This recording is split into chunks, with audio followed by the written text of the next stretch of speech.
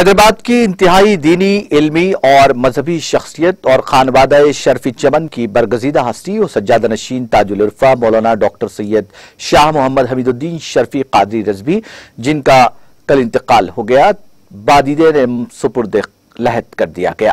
انتقال کی اطلاع کے ساتھ ہی علماء کرام، مشائخ نظام بشمول امیر جامع نظامیہ مولانا اکبر نظام الدین حسینی صابری، شیخ الجامعہ مولانا مفتی خلیل احمد، مریدین، معتقدین، سیاسی قائدین بشمول صدر کل ہند مجلس اتحاد المسلمین، رکن پارلیمان حیدرآباد بیرسٹر اسد الدین اویسی، قائد ایوان مقررہ مجلس پارٹی اکبر الدین اویسی، ارکان اسمبلی احمد پاشا قادری، جعفر حسین معراج، کارپوریٹر دتاتریہ نگر ذاکر باقری، لائق علی اور مختلف مذہبی انجمنوں، ادبی اداروں کے سربراہوں نے شرفی چمن پہنچ کر آخری دیدار کیا اور اپنا پرسر خراج پیش کیا۔ اس موقع پر مولانا مرحوم کے فرزند مولانا حسیب الدین حسان حمیدی سے ملاقات کرتے ہوئے ان سے اظہار تعزیت کیا گیا۔ فاتحہ سے